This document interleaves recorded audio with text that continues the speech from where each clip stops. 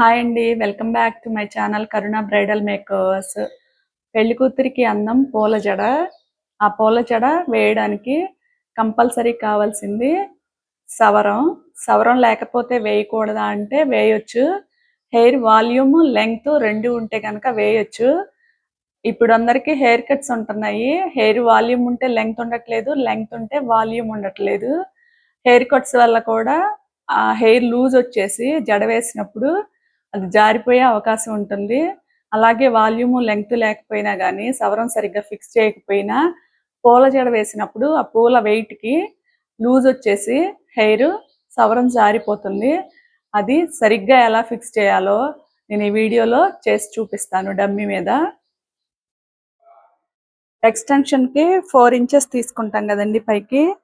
ఈ సవరానికి మాత్రం 3 ఇంచెస్ పైకి పెట్టుకొని హెయిర్ని ఇక్కడ మధ్యలో కొంచెం హెయిర్ తీసుకోవాలి.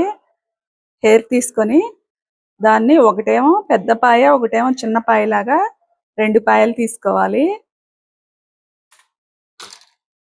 తర్వాత ఈ సవరాన్ని దానిలోకి ఆ హెయిర్లోకి ఇలా వేసేయాలి. వేసేసి మనం 2 పాయలు తీసుకున్నాం కదా, ఇప్పుడు దాన్ని 3 లాగా చేసి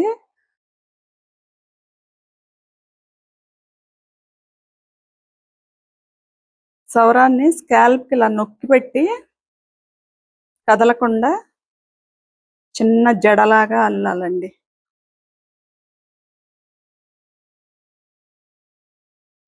జడలాగా అల్లినప్పుడు ఇంకా అది కదలకుండా ఉంటుంది గట్టిగా.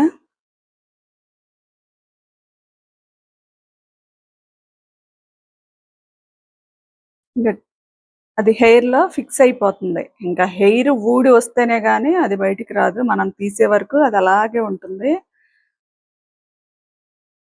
పెళ్లిలోనే మోస్ట్లీ వేస్తాం కదండి,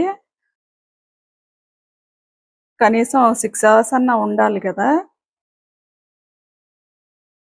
హెయిర్తో అల్లినప్పుడు బాగా సెట్ అవుతుంది. ఇలాగా అల్లి తర్వాత హెయిర్తోనే ఇలా ముడి వేసేయాలి. ఇంత సన్న జడ కాబట్టి రబ్బర్ బ్యాండ్ వేయడానికి మనకు వీలు అవ్వదు కాబట్టి హెయిర్తోనే ముడి వేసి ఆ హెయిర్ని ఇలా బ్యాక్ కోమ్ చేసి ముడి ఊడకుండా, హెయిర్తో వేసాం కాబట్టి జారిపోతుంది కదా, అందుకని ఊడకుండా ఇలా బ్యాక్ కోమ్ చేసి హెయిర్ స్ప్రే చేద్దాం.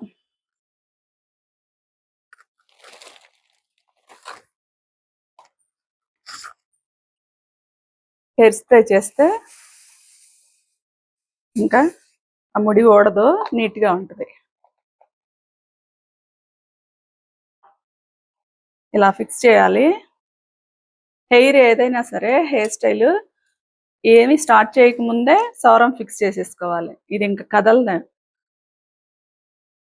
ఎంతసేపు ఉన్నా అలాగే ఉంటుంది.